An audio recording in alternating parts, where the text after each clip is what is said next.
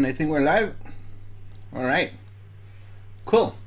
So we're just gonna hold a few minutes for everyone to get here, and then we start. It's gonna wait for a few minutes, not too much. Meanwhile, you can see Roberto on the screen there. Should kind of flip my camera or something. It's there. Okay. Meanwhile, tell me, how's been your week? My week's been pretty crazy. Hey, Friday too full.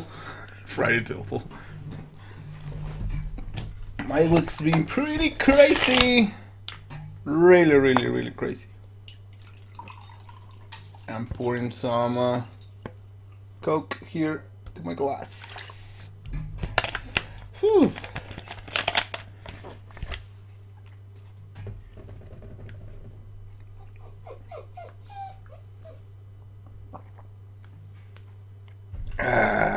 We can see maybe Redshift. Meanwhile, hey.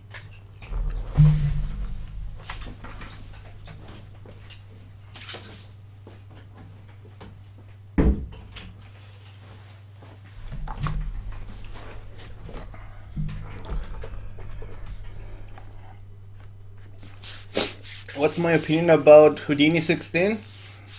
It's freaking amazing. I've been using it for a few months now, actually, and it's extremely cool. If you guys saw the launch event, I don't think that's even half of the full thing that it's on the full release. It's so huge, so freaking huge. Houdini 16 is just gonna change the game again for 3D. It's incredible. Alright, so just one more minute. So if you don't know, Redshift, here's the page. Should we start? I think it's just one more minute. We can go through the gallery. Meanwhile, gallery, it's pretty cool here. I can actually show you a few of this stuff I've done. Our station. Do you know if I can upgrade from older versions? If you are on the subscription update thingy for side effects, you will just get the update. If you actually are on that, actually you should already have Houdini 16.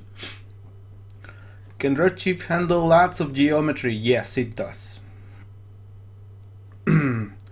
Again, I'm not gonna answer questions about which render is best, and I don't have Octane anyway, so I'm not gonna say, oh, this is better than Mantra or this is better than RenderMan. I'm not gonna answer any of those questions. You be the judge of that. Hey guys, hey Hamed, hey the Patter how should I call you, man? That name is weird. So sorry, Daniel, I'm not gonna answer questions about like, oh, this is better than this one, blah blah blah. Alright, so Redshift. So Redshift is pretty cool. I'm gonna tell you guys something. So this thing about GPU and stuff like that, GPU rendering, it's been on and off for a while. There's been a few applications that have done GPU and stuff, and I was like, nah, GPU. It's not like that cool actually. And then actually Blender, the Cycles renderer starting to make really cool stuff with the GPU. And I was starting to look into Cycles. I was like, yeah, Cycles is cool. and even if it's okay, but I was like, okay, it cycles, it's the GPU, you're still limited by the GPU, RAM, and stuff like that. But then a friend of mine, which I kept making work with, he kept mentioning Redshift, and I think I saw Redshift a while ago, and there was no Linux version at the moment, so I was like, nah, it's only like a Maya thing, and it's not for Linux, so whatever.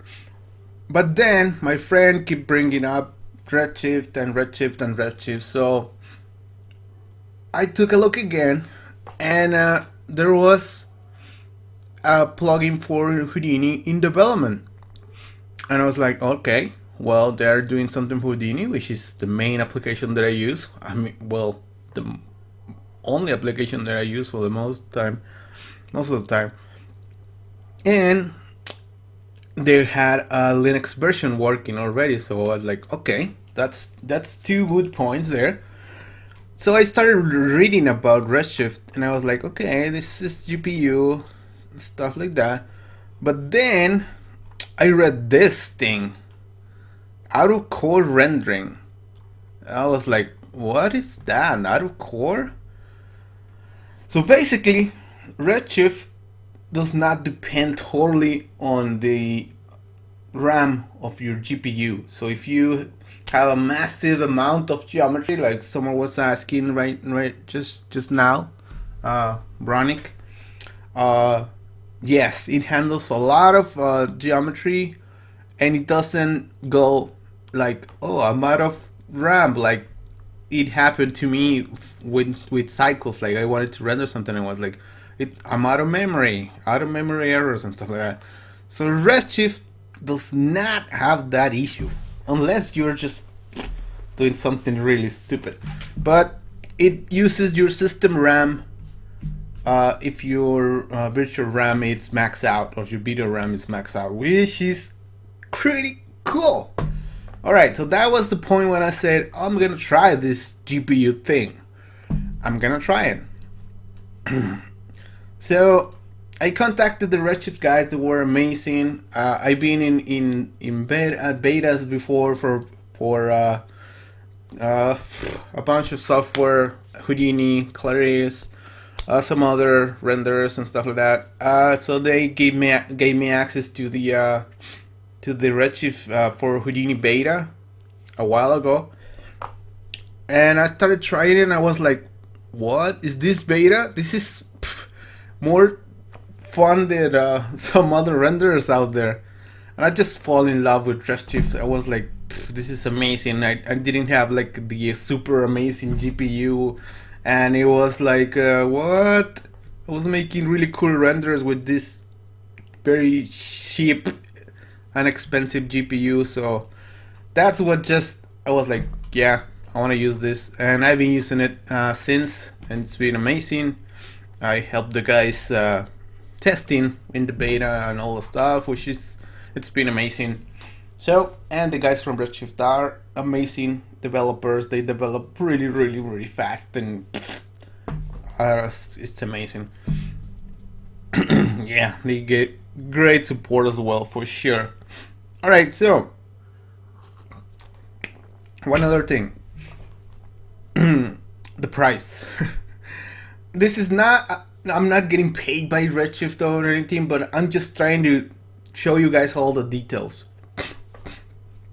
If you buy Redshift, it's just you pay for the render, not for the plugins. And I'm not gonna mention any other renderers, but with other renderers you have to pay for each plugin, for each application, and with Redshift you don't. You just, you just pay for the renderer once, and that's it. You can use it in any app you have. Hold on. All right. Okay. Excuse me. So that's all about Redshift, and I love that it's on my favorite application of all time, Houdini. Houdini is the best. And yes, it's gonna get better in 2 weeks. You guys saw that that amazing launch for Houdini 16? Pfft, man, I was excited, and I already know what it's on the application, and I was freaking excited. All right, so let's start doing some stuff here in Houdini and see how Redshift is integrated and all that stuff. Alright, so once you install it, it's pretty simple. There's documentation to install it. There will be a video from me, hopefully soon, about how to install it and all this stuff. It's pretty simple. So once you have it installed, you have this menu here, and it's basically the Redshift menu here. And you have that, and you have shelf. If you want to do it, just Redshift shelf here. With a few simple things. Redshift, the other thing about Redshift is it's actually very simple to get started and get really nice results.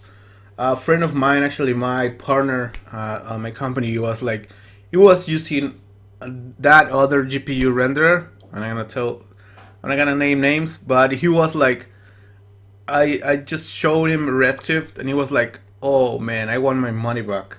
I want my money back and buy this.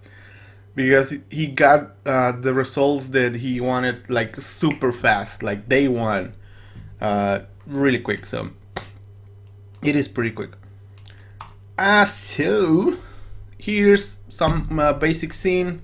I created one thing here, but let's just go through the shelf, which is pretty damn helpful. If you click this Redshift icon here, you just create the renderer. You can see it's created there, but it's in all the places you expect. You can see render, Redshift. You can create a render here. Not sure if they already put it here, not just the IPR. All right. And you can also find it here in the render view for sure. And you can also find it here if you press tab, of course, and the render. That's Redshift. There it is. I created another one. So now we have some options here. You can see I have 2 GPUs because Redshift really won me over, so I bought another GPU. I had this the 970 first, and then I just bought the 1070 a few months ago, and then now I'm super ready for whatever. And these settings, if you change them, you have to restart Houdini.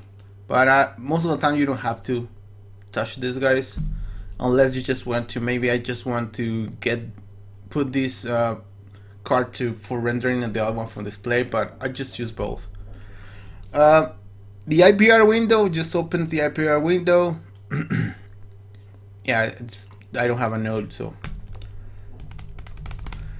these videos are available as soon as we finish. They are available on YouTube in this same address. You can just see them afterwards.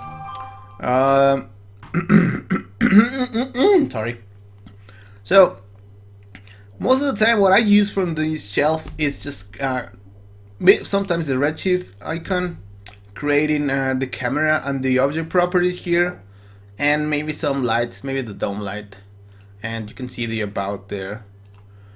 And it's pretty simple: lights, object parameters, and creating the so if we want to illuminate Roberto with a dome light, which is pretty common, we can just control click on this guy, just click on it, whatever, and it's been created there. It's in the center of the scene, but you don't see it. It's on top of Roberto. It's on top of it. See, there it is. That's the icon is just a sphere. It's just to represent the the dome. Let's create a camera. I already have a camera. Let me put this, make this closer, create a grid. And let's create a render node here, Redshift renderer. When you create this Redshift renderer, it creates the IPR node and the main node. and when you create the custom, it just creates that one. So just be aware of that. This IPR needs the main node. It's just the way they hooked up the node to be able to use it in the IPR window, which is this one.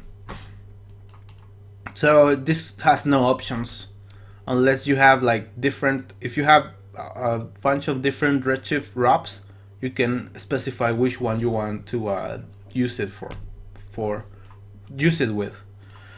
And this is the main node. Okay. Any NVIDIA issues with Linux or Redshift? Actually, the Redshift guys recommend Linux for Redshift because it works better than other platforms. Specifically, well, they just have Windows and Linux, so no.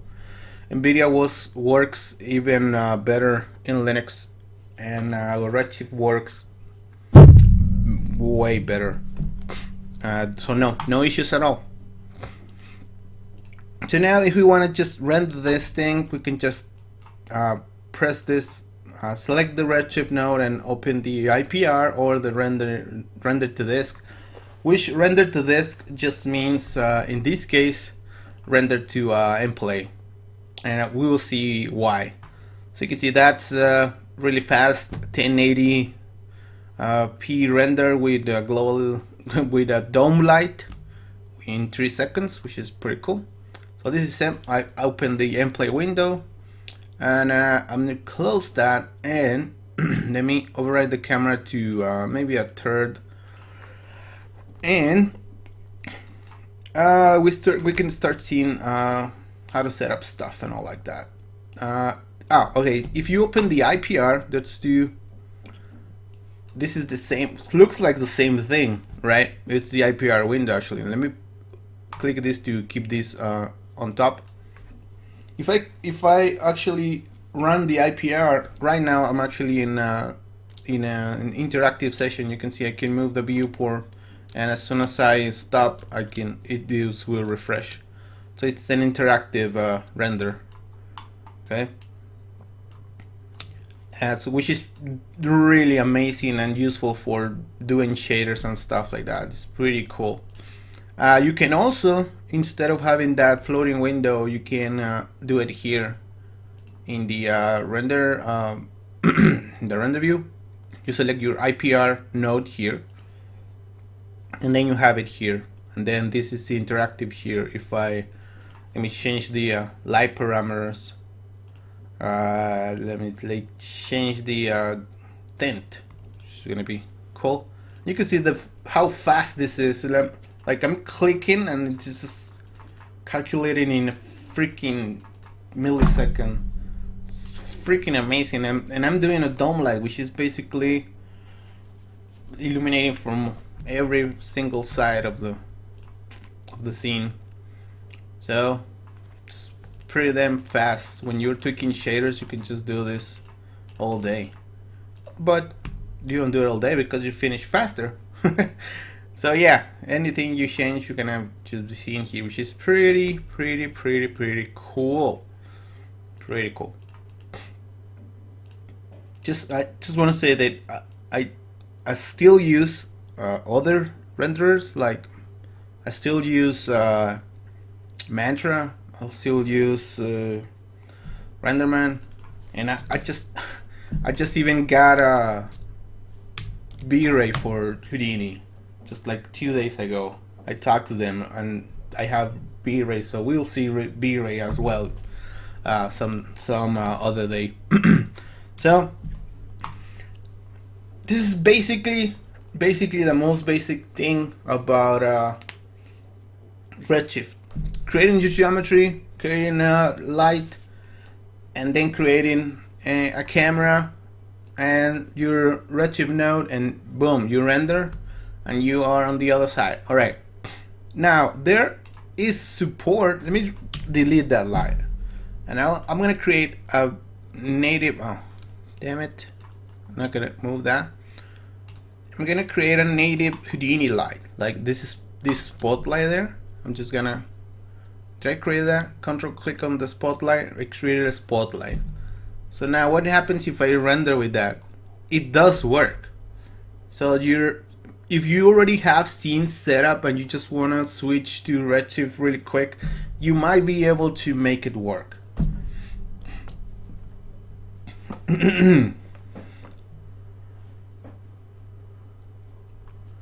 All right, so in the Houdini lights, you can use the Houdini lights. You don't have to use the Redshift lights, but you should actually. So I'm just gonna create another light. Now this is an area light.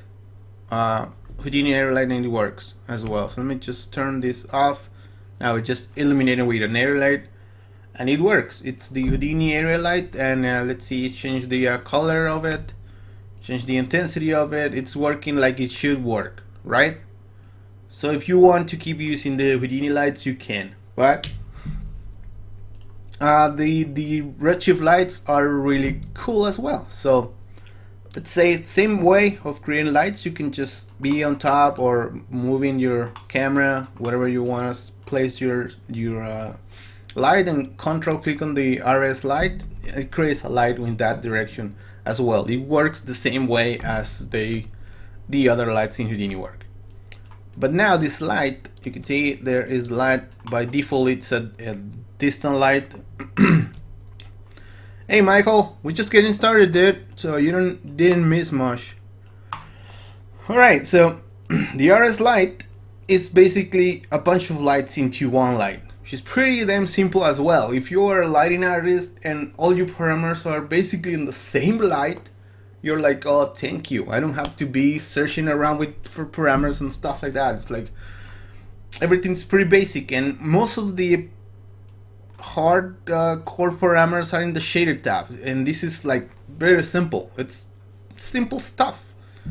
You don't have to be so complicated with lights, and Redshift does a good job about it. So in the light section, you can change the type of light. So this is very simple. I don't need to change the type of light, put it on the same place, and blah blah blah blah blah. Hi MES, hello. Glad you're here. If you just want to say, oh, I meant to do a spotlight there, just change it. Point light or an area light, just do it there. It's pretty cool. And also when you change to an area light, you have different shapes, like the disc shape and a sphere shape and cylinder, etc. shapes. And a mesh, you can illuminate with a mesh as well. And again, you can be doing this, changing the parameters here, and again, works pretty damn freaking fast. And oh, I wanted a point light, there it is. I wanted a spotlight, there you go. I wanted an area light, there we go. Pretty simple. So lights are very simple to do in Redshift, and the other one that it's very common to use is the dome light, as I showed you before, which is this one. Let me just control click on it. It's gonna drop it in the center of the scene. There it is. And this is how you illuminate with HDR images. Let me disable this image, that light. And if you go to the shader tab, you can see there's a dome map. So you don't need special images or special formats for Redshift. It just uses whatever you have. So in this case, let's get an HDR. This sure, it's pretty cool. Sure lobby. Let me get this one. Right, so you just put your HDR image there, and then you're just gonna render, and you have your HDR image there. That's super simple stuff, right? And then you can just in the transform, basically whatever you expect to find, there it is. I would expect to rotate it, so I can rotate it here. Can just rotate it right here really quick. Doesn't take any time at all to update. Again, it's freaking amazing. You can change the type. This is important if you have like This one was a spherical image because you can see it's wide like this. It's just a square. If you have like one of these reflective balls, you need to change this to a mirror ball to have it correctly mapped. There's other types there, but that's basically it. If you don't want to see that image in the background, you just disable it there. Enable, disable. If you want to add another backplate, if you're rendering on top of something, hey Michael, I'm not using 2.5 right now. I'm using 2, and I think it's 82. I haven't started testing 2.5, but yeah, I will maybe tomorrow, because I was very busy with work and I couldn't change my version of Redshift. This is actually not the latest version, but I was doing some work and I didn't want to change my version. So backplates, yeah, if you want to add another something else on your backplate, if you are changing rendering on top of a plate that you want and you want to have it in the image, or just to check how it looks on your image, you can just put it there and it's gonna put a backplate there.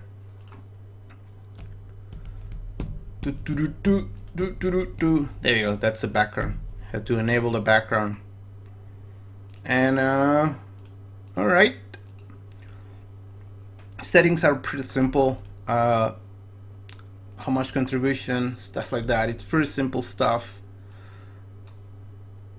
Or if we can maybe feel a little bit adventurous and install 2.5 here live and start using it maybe. I don't know. Should expect a few crashes.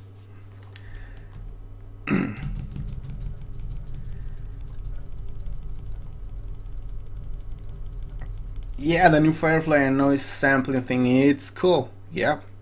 I'm waiting for the volume AOVs. That's what I need. That's something that I need. All right, so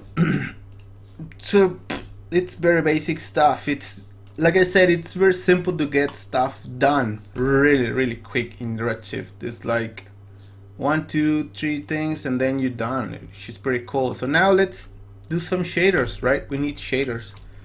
Right now Roberto's just looking gray. Let's add a shader to him, and let me change the shader here for the, no, that's not what I want. Let me get this one. Render. All right. Oh, that's a nice angle for that light.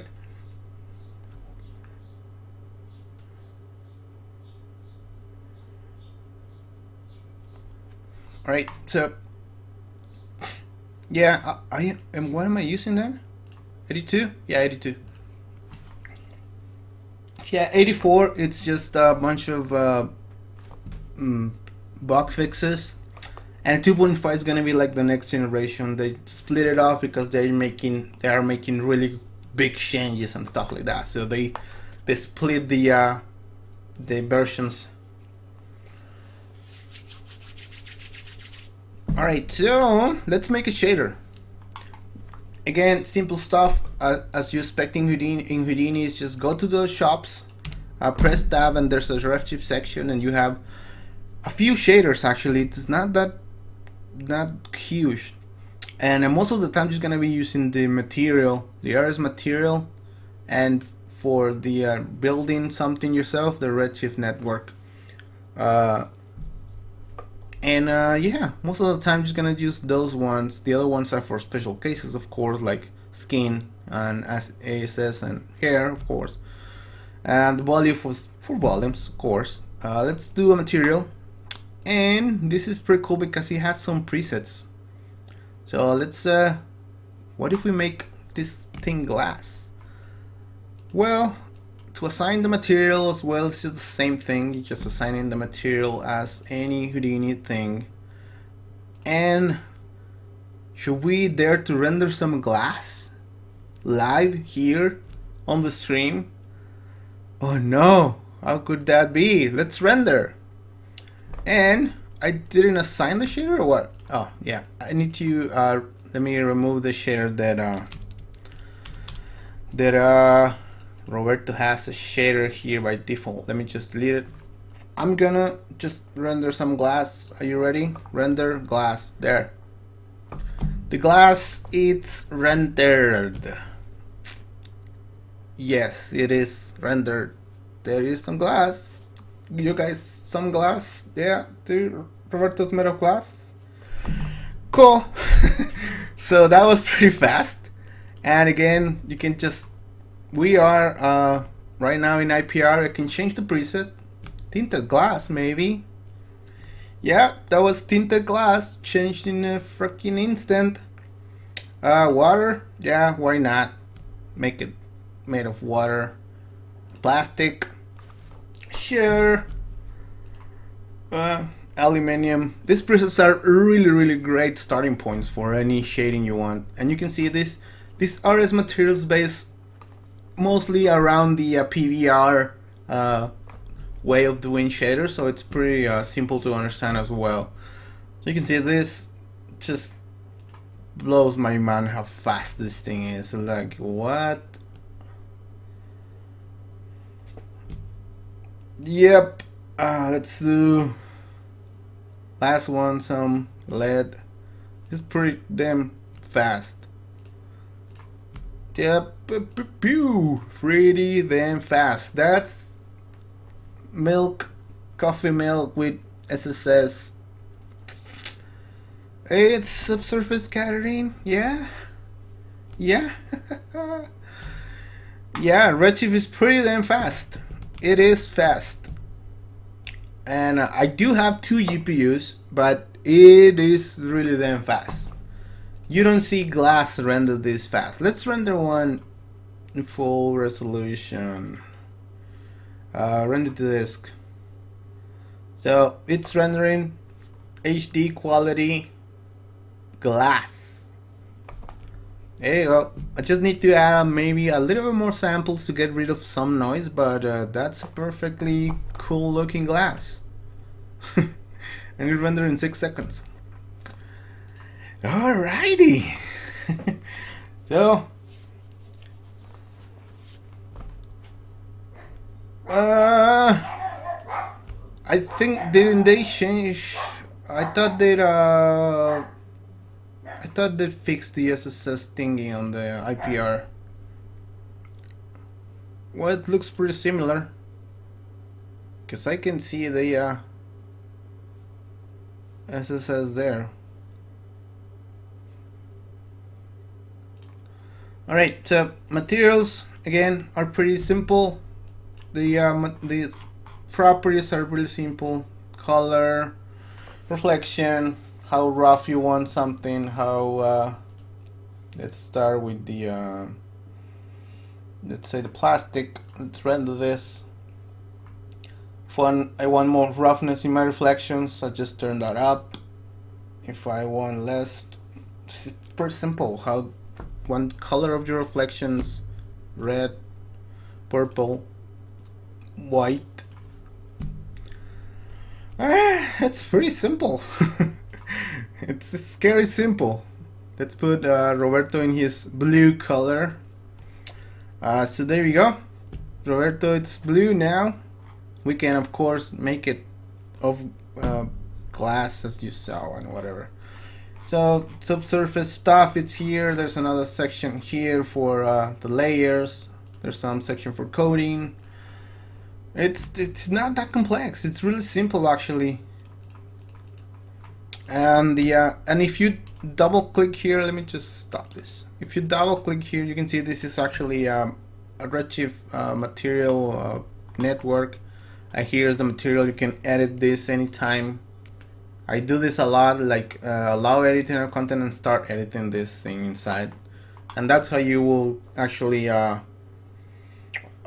get textures to plug it into your material, similar to Houdini, but now Houdini now has texture slots here, but it's very simple to add textures here. So cool.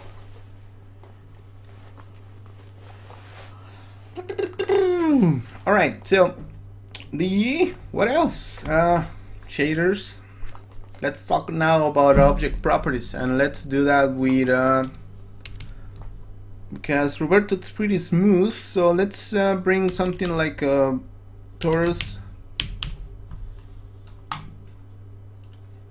Roberto likes this.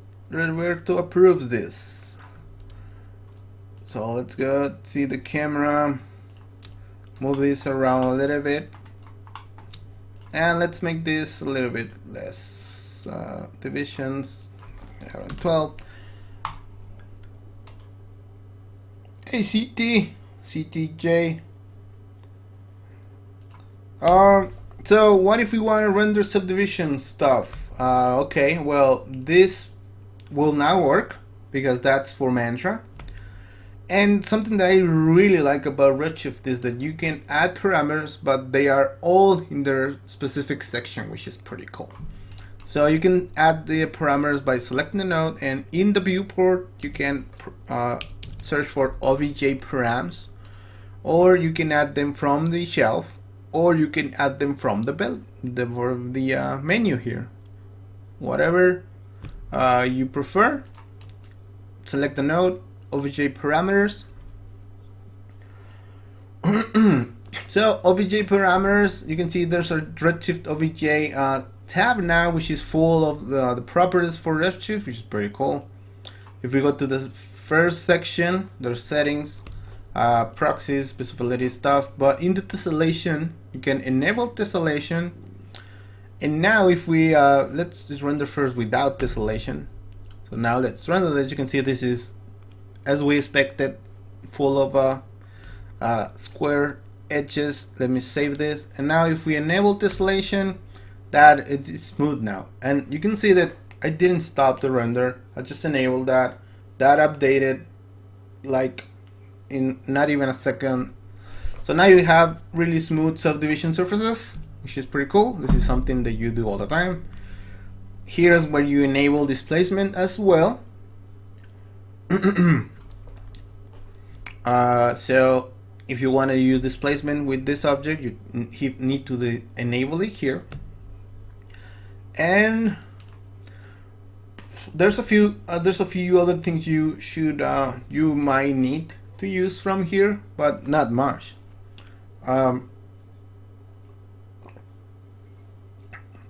Most of the things are really good are by at the defaults. So instances, if you want to use instances stuff, I can see that in a few minutes. Proxies, of course, something that I need to get into. I just dabble a little bit, but I need to get more into proxies. Visibility, if you want to cast or not cast shadows, make phantom objects for passes and stuff like that, you can control that stuff here. Tessellation, we saw it. Matte is if you want to make it a matte object when you're doing like holdouts like this. You can see I'm holding the matte now. You can see the matte, it's there, but if you don't want to see it in the matte, you can just make that as holdout object. Something that you sometimes use for making passes and stuff like that, integrated into scenes. Strands is pretty amazing. I made a project with Strands that just saved my ass. It was amazing. I just made a bunch of particles and then turned them into little lines and rendered this beautiful capsules. Was perfect for what I needed. It's pretty cool. Woo! Oh, you guys will be interested in learning about Linux? Yeah, I can do tutorials about Linux as well. Yeah, sure. If you guys want that, I can do it. So you can render your objects as different things like boxes. What would happen if I render this as capsules? I never tried with a solid object. Let's see what happens. Maybe we crash. No, look at that. That's pretty cool. It's like made of paper clips or something. I didn't expect this to work at all, but it works. That's pretty cool. That's really fancy looking wireframe. Let's see, maybe cylinders. Alright, yeah, it worked. It's not crashing. Cones. Yeah, this is pretty damn crazy. Strips. Alright, well, it works, but it's not meant for this, but it works. But if you have some like particles and stuff, you can show how much stuff like that. Let's do something. It's not that hard. So let's hide revert to there. Let's create a great object. Let's call this strands. If I can type strands. Strands are really cool. So I don't have a project, so let me save this, because if I don't, I'm gonna regret it. This is not Monday Tricks, this is webinars. Except, let me put my phone in silent. Why aren't you silent? Shut up, phone! Let me remove this. This is... Which webinar is this? Like 13? Dude, it's been a lot of webinars. Webinars, this should be like 13 actually. 11, 12. No, this is actually... I think this is actually 12, because last week I didn't do any webinar. Sorry guys. LearnDay 12 Redshift. I'm gonna save this and save this scene.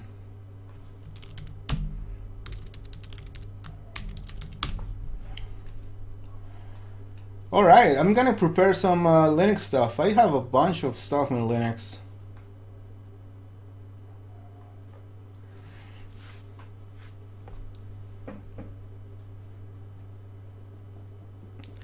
Alright, so let's do some strands. I don't know what Jake posted on Discord. I don't know what that is, but if you tell me, let's just do something simple. Let's do lines. I'm just gonna do a line.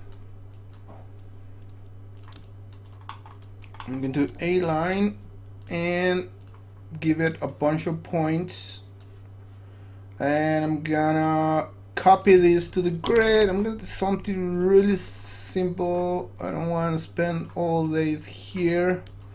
Of course, this has to be on set to be on the right direction. Let's randomize stuff so it's not so boring. Length dollar random $pt. Let me fit this between 0, 1 and 2, let's say. And let's go here, let's put in the length stamp copy 1. The name was length, right? And 0. So I will always have different lengths. And let's just I'm gonna just do a mountain here at the very, just so we can do something really quick. It's not that elegant, but it's gonna give us something not so weird, right? So we have these things, and we have these things here. There's a lot of let me make this a little bit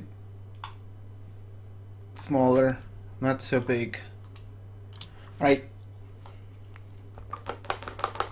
Make some tutorial, basic, Wacom script necessary. All right. Yeah, I have a few scripts about setting Wacom settings and properties and stuff like that. So I can share that stuff for you guys, for you guys that use Linux and have a Wacom tablet and stuff like that. All right. So these primitives, each one is a primitive, right? So these are gonna be rendered with Strands. So let's just select the thing, the object, create the object parameters. We need that. Then go to the Strands section and render a Strands. And let's see the camera. Where is it? Let's move it to a better position. Make the floor. Let's rename this to floor. And let's render that. There you go. Those are strands already. That's no real magic here. Let me just move the light to maybe. Oh, I have this wrong. It's mirrorable. It's pretty cool. There you go. Now that it's correct, let me apply that shader to the strands so we can see them better. Yeah, they're blue. Alright, so the strands are pretty simple stuff to render. They are not so difficult. What I like is you can render them as capsules, which is basically cylinders with a rounded cap, which is pretty cool. And I have used this for an ad, and it works amazing. Let me put this to 0, maybe make the intensity higher. There you go. So those are strands. If you want to modify the width of them, I think somebody mentioned the width. So let's give them width. So let's say attribute create. We'll get into particles in a second. Yeah, we can do particles. It's not that hard. So let's create an attribute create. Let's create the attribute width, but let's give let's first, there's our line going that way, so we can give it some how can we do this? The easiest way will be to, let's just give it some color by the bounding box. I guess it's gonna be weirdy. Should we make it random? Ram from attribute. I'm not sure if I can use position here. Yeah. All right. So let's. Can I invert that here? Nah, it's gonna be nasty. Colors are, yeah, weird. Let's just keep it like that. It's 1, and the blue. Nah, it's not the right way. Alright, so let's give it attribute create with 2. And it's gonna be a point attribute, and the point attribute is gonna be point number divided by prim num minus 1. Hopefully that's correct, and it is not.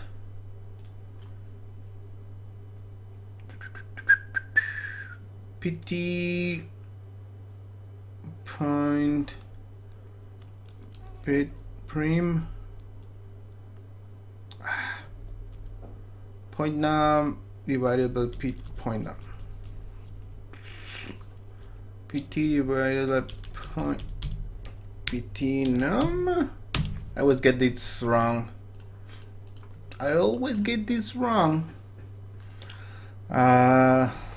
Dollar P, let's say.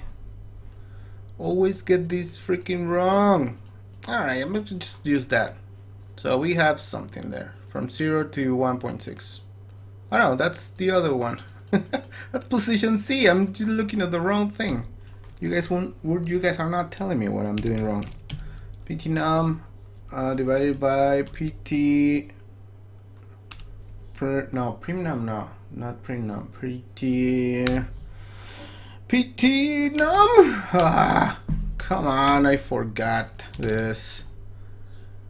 Attribute Bob. Let's see what we got here. Num PT. PT num divided by num PT. I always forget that. Num PT. She's basically saying current number divided by the total number of points minus 1. Which should be like this. There we go. So now we have values from 0 to 1. So current point number divided by the total number of points minus 1. So we have a value of 0 to 1 in the width, right? So now we should expect that that would be make strands like small to big at the top. Well, it doesn't. So what the hell happened there? So we need to tell this guy in the object properties that we need that parameter. So let's go to the settings and attributes, and let's get that width attribute from the points, and then do that.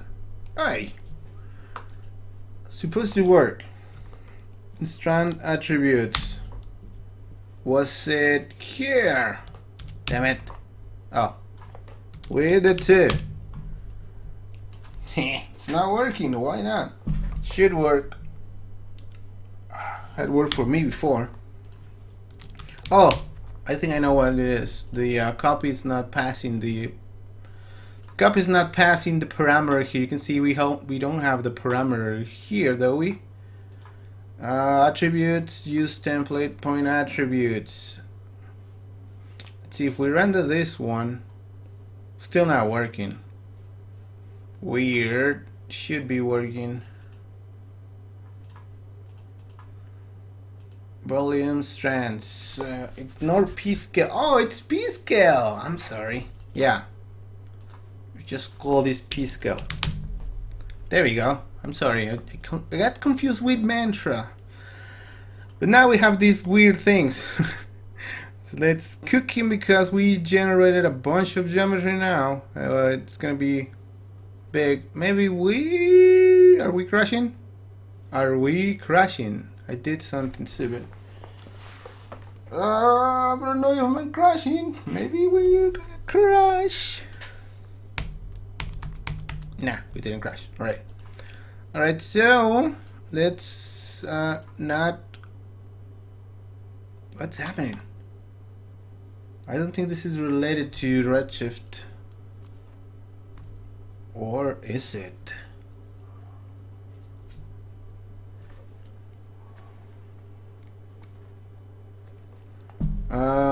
What did I do? Houdini, it's stuck. Houdini, come on. What are you doing? I don't know what I did. But yeah, this could happen sometimes with Redshift stuff. Okay, so we're back. I am going to do this feet of 1 from 0.1 to 0. That's not what I wanted to do. 0.3. All right. So now we have that attribute that it's failing right now. In the parentheses there. Feet 01. Should be a comma here. Oh man, I'm doing something wrong. Alright, so now we have that p-scale attribute along the strands. Now we can render those strands here. Let's render those strands. And now we should have strands that are really small at the tip, and which you can see that's pretty huge, but it works. There's a bunch of capsules there. Hey Cyril, glad to see you here, man. So this is pretty big, but that's how you can control the size of strands. Just add the P scale attribute, make this smaller. You can see I have the P scale attribute, and the P scale attribute is gonna be automatically taken into account for strands. There you go. We have like, I don't know what is that. It's like, looks like 3D marker strokes or something like that. But it works. It works with the P scale attribute. Can you just modify this? Yeah. You can even modify attributes live. That's like really weird things, but looks pretty cool. And we can change the type of strands, like cylinders. You can see we have cylinders now, boxes. I don't think box is gonna work with this. Cones, it's the same thing. Strips, so we already did. What would a box look like? Oh, that's pretty fun. That's pretty cool, actually. Yeah, this could be really cool for some really nice stylized renders or something. So that's how you do strands. It's very simple stuff, but you just have to enable this here in the object properties. So everything is in the object properties. So now let's do some particles, right? You guys will all want some particles. So let's do a torus here. Let's get inside of the torus. Let's move it up. Maybe transform it a little bit. Why is it? Oh, I have my settings from the presets tutorial. Revert to factory defaults. Save as permanent defaults. All right. All right. So transform. I'm just gonna rotate this body a little bit from the center. Object center. Rotate from there. Right there.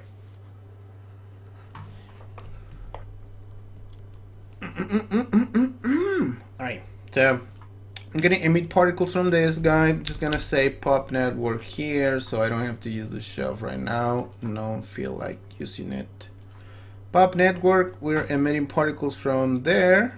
We don't have any gravity, so let's give it some gravity for, let's do the pop force.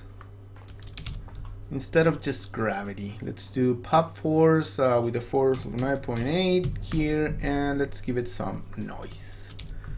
So it's not working because it's in the wrong place. It should be here. So it's falling, and they are living forever. They want to live forever. Let's go to rigid bodies and create a ground plane so they can bounce. Yay, we're bouncing. And let's rotate the ground plane so they can fall. Nope, not that one. Let's go all the way up the ground plane, rotate it like that. They are falling, they're being fun and stuff.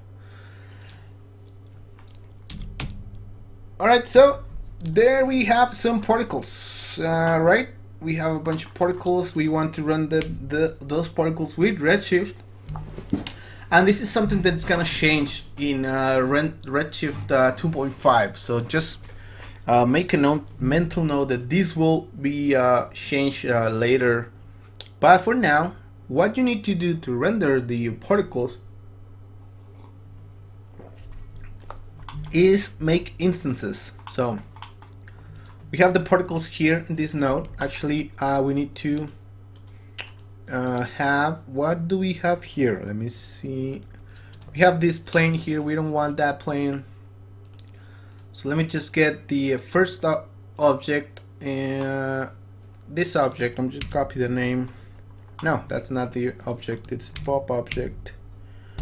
And now I just want to get that object because I'm importing the ground plane from the simulation. I don't want that. I have these particles here, and this is the way you instance points in Mantra. It's the same way. So just create an instance object. Let's create a sphere, and this sphere is going to be instanced to the particles, basically. So inside the instance, let's import object merge. Sorry, the particles which are in the torus node, which should be named better to particles, of course. So now we have the particles here in this instance object. Let's hide them there, so they are here.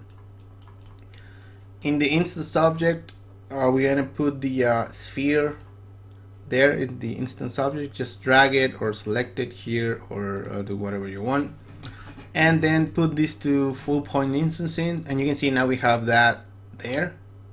You can still modify the sphere to, of course, make it the size that you need your particles to be, 0.5, like that. And then let's make a camera. Let's frame the camera here. And now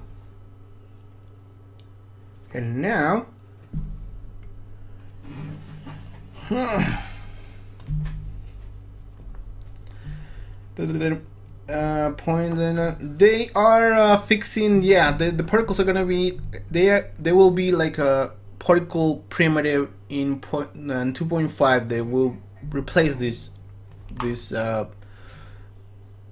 workflow, but so far this workflow works pretty cool. It's not really that slow actually. So I'm just gonna make this, whatever, that is alright. So now we need to, in the instancer, we need to add the object parameters again, not the camera parameters. The object parameter. And the object parameters, we need to go to the instances and use Redshift point clouds. And now if we go and render, let me just save. There's your particles. There you go. That's your particles, and you can see this renders super fast.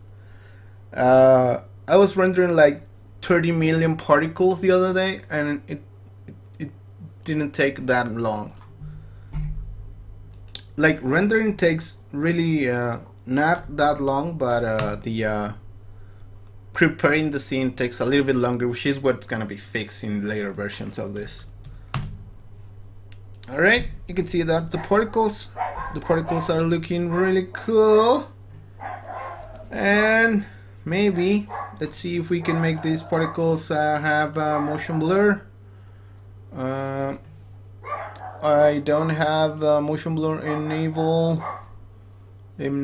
here. Where are you, motion blur? I forgot. Point motion blur. Yeah, it is here. Is it? Oh no, I forgot to enable it here. There we go. So that's particles with motion blur, rendering super fast. All right. Unlocking core fluids render without converting to what about RS fluids without converting fluid particles? You mean like fluid, like Houdini fluids, like flip fluids? Yeah, you can render those. They are meshes at the end.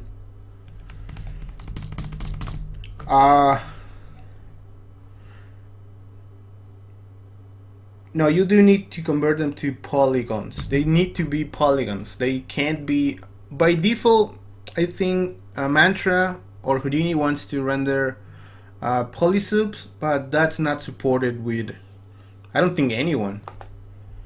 I don't think anyone supports Polysub's bad mantra at the moment.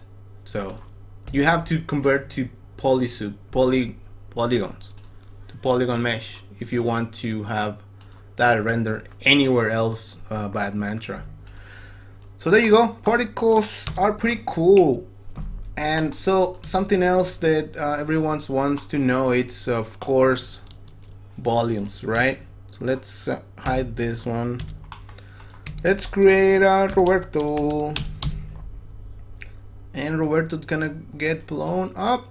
Let's create an explosion out of Roberto. Pyrofx explosion. And oh damn it, let me just undo because it created that inside of the particles network. Let's create a new one. Roberto explosion dop. Make that the active one, and now let's create the explosion. Arnold can convert fluids render without convert fluid particles into meshes. I don't think that's right actually,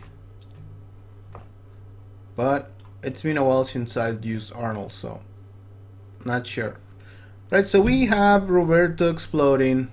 There we go. Hello. Roberto likes to explode. I should have. Where's my result of this? I didn't have a result.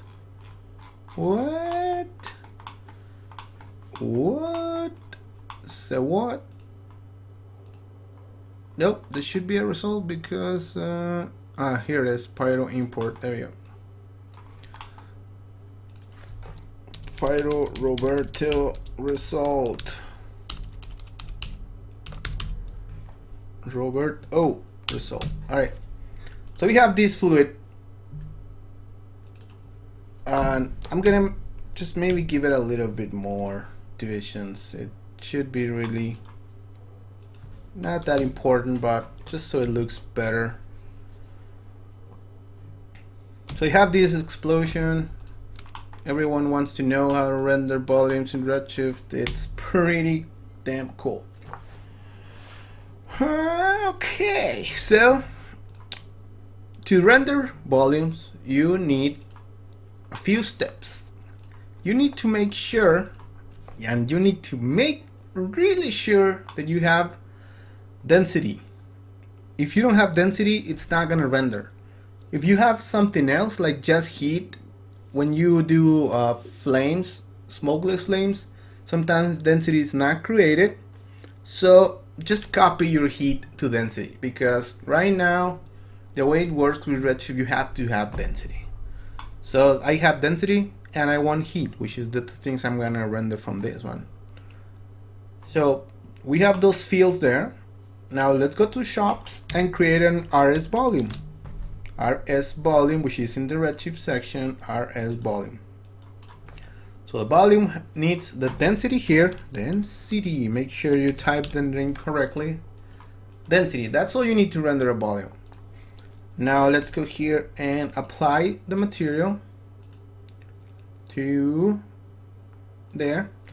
And that's all you need for the shader, but you need to add the object parameters, and you need to go to the object parameters volume section, enable volume, and make this to Houdini native or Houdini primitive. That's how you set up your volumes. Make your shader, make sure you have the density, type your density there, add the parameters here, make sure you go enable this and set it to Houdini primitive. If you are using BDVs, of course you're gonna use BDV, right? Now let's save, because it's sometimes crashy time, and render. And there it is. That's the volume. Of course it looks black because it's just rendering the smoke. Now let's go and add the density, the heat here. And in the emission, let's put heat. And now let's render again. And now it's rendering your explosion. That's it. I might have some presets here. So that's pretty, not for this. This is for other projects, but yeah, it's not. I have some presets for something else, but let me just reset these parameters. And yeah, there's a bunch of stuff that I changed. Density, let me just stop the render. Density and heat. So now the only thing you need to do here to make this look cool is just add some a ramp here. I'm just gonna do this without anything there, not rendering. Be careful when you are doing volumes because sometimes you get crashes. It is sensitive, so make sure that if you are gonna remove things from the ramp, sometimes it crashes when you do that, so make sure you stop the render. Sometimes volumes are a little bit sensitive sometimes, so just take precautions there. Let's see what we have right now. We have that. It's a really ugly flame. We can, excuse me if I crash, just please excuse me because I'm just adding stuff really crazy here.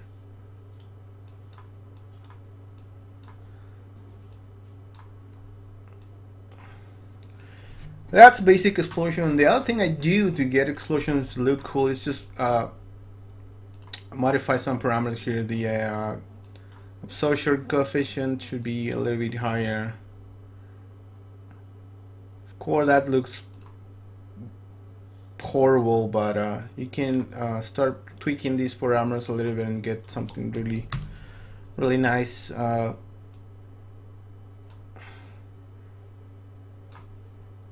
So it's just like a 1 minute explosion, which it looks terrible.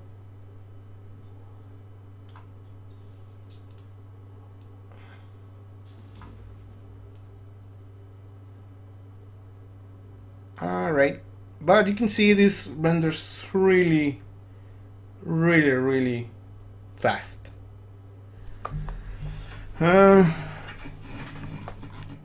Yeah, of course the explosion has really low resolution. It's not optimal to render still. It's not how it should be to render, but we're just learning.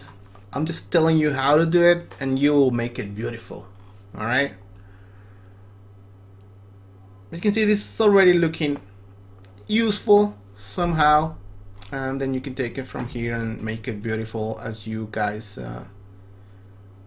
know how to make stuff look amazing.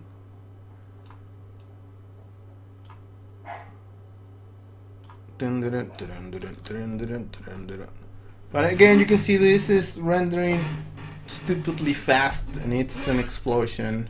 So yeah, that's how you render volumes. And I think that's gonna be it.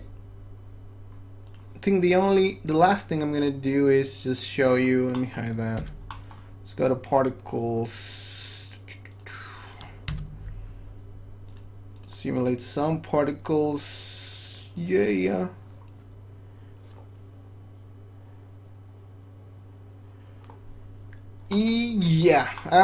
But should have a light, yes. And I think by default now they change the volume contribution to 0. It was 1 by default. Then I told them it was 1 and they changed it to to be 0 by default. But let's see how the how it looks when I activate the light. There's without any light. Let's just save it. This light we're using, volume contribution, let's put it to 1. Let's render now. And now it's taking into account the light. Now any regular light has the volume contribution scale here. You can see now we're shading that smoke there. Of course, again, this is very low res fire. You need more resolution, and you need to tweak your parameters until you're happy with your shading. Right now, this is completely ugly, but that's how you do it. You can see now we have shadows and stuff, but we need to tweak it to make it beautiful. I like to tweak these parameters a lot. See, that's starting to look good. Once you make this a little bit higher resolution, it's gonna look way better. So there you go. And again, you can see these renders really damn quick. It's a volume and it renders instantly. So, all right. The last thing I wanted to show you guys is the particle. No, not the particles. I'm gonna show the particles, but I want to show you the camera properties. So let's go to the camera. Now let's add the camera parameters. And the camera parameters, it's pretty damn cool. I like them. I like them much. So there's your particles falling, and they are really cool. And if we go to the Redshift parameters, there are some cool parameters like depth of field, exposure, which is something that I really like. Here you can set the brightness of your camera, how much light's gonna enter your camera, or how. And as far as I know, this is just for illumination. Basically, it doesn't affect like in the real world how cameras get more motion blur or stuff like that. So it's just for setting the illumination of your scene. It doesn't affect like motion blur stuff. So this is pretty cool. I like that a lot. And I like the crash in the blacks. It's my favorite. It just gives it a better look. You can see, let's take a snapshot, disable it. You can see the difference there. Looks pretty cool. See a big difference there in the blacks, especially.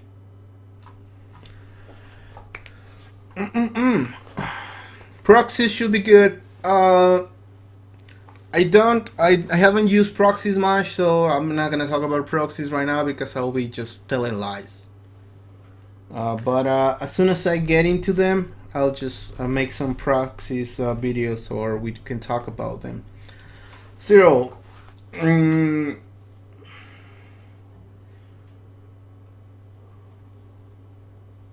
you can launch a render to file. Oh, if you want to render to file, all right. So let's talk a little bit about the render options. So in the main section, you set basic stuff, and the output you set output. If you want to render, hey Ramtin, hello.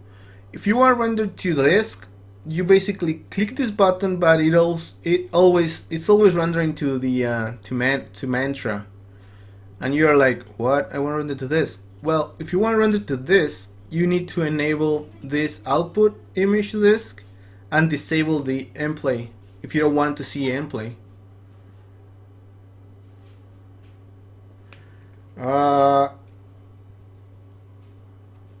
You only have IPR here? Why do you only have IPR? There's 3 buttons here. IPR and the disk and control. So I don't know what your problem is, Cyril. What graphics card am I using? I'm using 2 graphics cards. I'm using a GeForce GTX 1070 and a GeForce GTX 970. Up here in the lower left here, oh yeah, I know what you're saying here. Yeah, I reported this. They haven't figured out how to put that render there. I know that. Yeah, I know. It's not there. It's not gonna be there until for a while. They haven't done that for some reason. I don't know what's the issue here, but yeah, that doesn't show up there.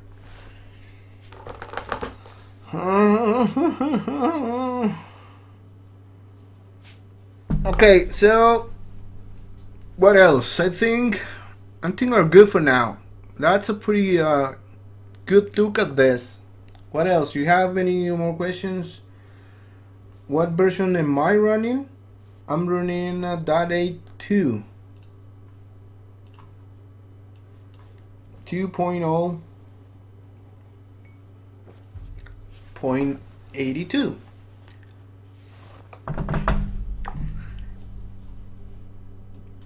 Yeah, I've told the developers about this. They haven't added that there, but I don't use this anyways. Most of the time, I don't use it.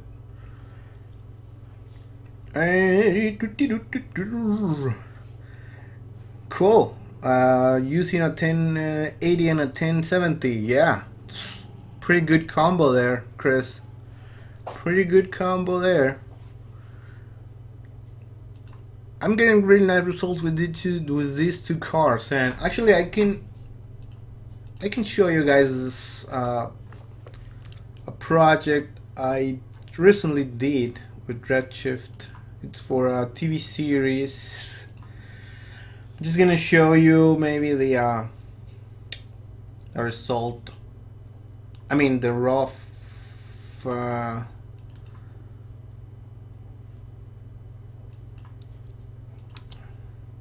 So this is some fire I just did with Redshift. It's pretty chaotic because the scene was a little bit chaotic, but that's some fire that I recently did. Let me find the other one that's open. This is another one. Supposed to be a man on fire. And this is just totally done in Redshift. Was pretty damn quick.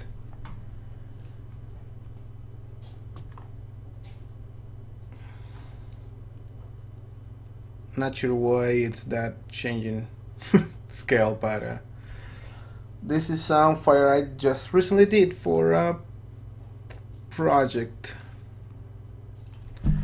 Can I alone straight for fun? No. Volumetric lights. Volumetric lights. It's pretty simple. Just go to the let's disable this light, enable this light, which right now it's let's put it to spotlight. Let's make it a spotlight,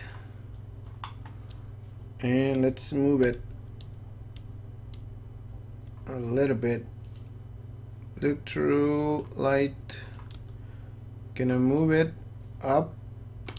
Now let's move the camera a little bit. So volumetric lights. This is really simple. Go to the Redshift volumetric section, enable. Now render. Now go to the light and turn on the contribution scale here in the volumetric section, and it's not working. It should be working. Let me just say, make sure that we have enough intensity. So there we go. That's volumetric light right there. We can maybe move the camera a little bit to see it better, but there you go. That's volumetric light. Volumetric lighting. Really fast, really quick, really beautiful. You can let me change the color of that light, and it looks wonderful. So again, just go to volumetric, enable that one, and go to your light and enable the contribution scale for the volumes, and that's it. That's rendering particles with motion blur, with volumetric light, and it's pretty cool. Actually, let me show you. I should have something here that I wanted to show you in my ArtStation. Is it here? No. A few of these are rendered with Redshift. This one is rendered with Redshift. This one is Redshift. This one is Redshift, and it's featuring the latest issue of 3D World. That image, you can see it there. And this is rendered with Redshift as well. There's another one that I want to show you, which she's actually using volumetrics. And let me get that image. Intro lighting should be here.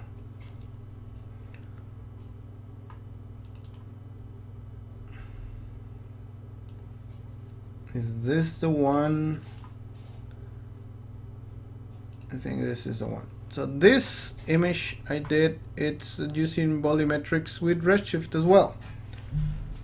And it's pretty cool. There's a lot of volumetric stuff here.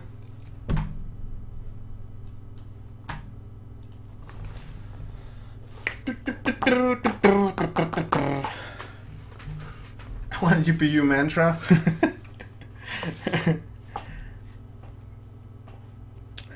Mantra, it's good. Mantra is a really nice render. Mantra has pretty nice support for amazing amount of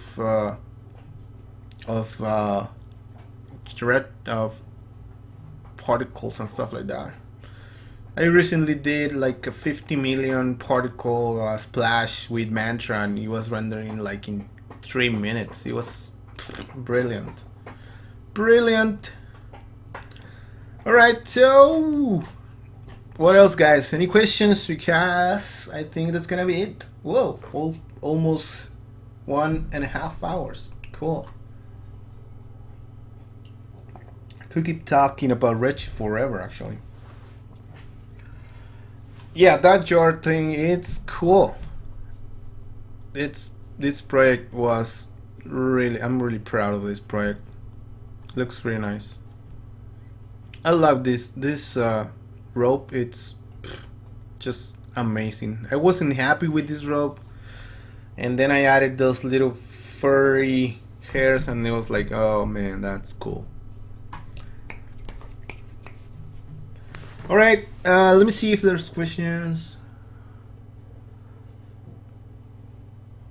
Today I'm on this thing. A month. Alright, it could be arranged. Alright, guys, thank you guys for being here. I really appreciate you guys being here. It's really nice that you guys are spending sometimes here with me. All right.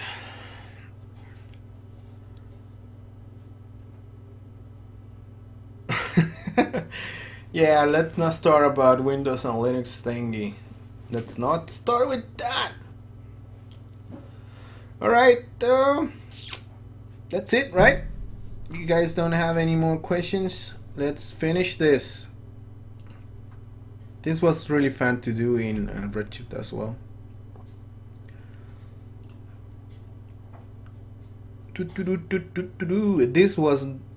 This is Mantra, and it looks beautiful. Mantra, it's beautiful as well. They all have something, and this is actually Clarice, something totally different. Totally different stuff. Oh, should I? Oh, I don't have the magazine here. It's in the kitchen, but this is in the Christmas issue of 3D World. Should find that there. Any clue on the next topic? Not really. Not really. I don't actually prepare that much for these webinars. It's kind of the magic of it. So, all right, guys. I think I'm gonna finish this. If you guys have any proposals for next webinars that you want to see, I'm all ears. Let's go to the forums and post. Maybe I can make a selection of posts in the forum, or you can suggest stuff, and let's see which gets more votes and stuff like that. Yeah, that's totally what I said, Cyril. I don't have an idea what's gonna be for next Wednesday. I totally don't know. Clarice is really nice. If you want to render in stupidly amounts of geometry, like this scene is 39 billion polygons, and that is with a B, billion polygons, and it rendered like nothing. The hardest part was the water, but that's just because of the reflections and stuff like that, refractions. But the 39 billion polygons was rendering like butter. Alright, so that's it, guys. Thank you for being here. I really appreciate it. Thank you, thank you, thank you, thank you.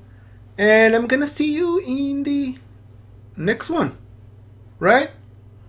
Next one. Maybe we can do the next one's about now.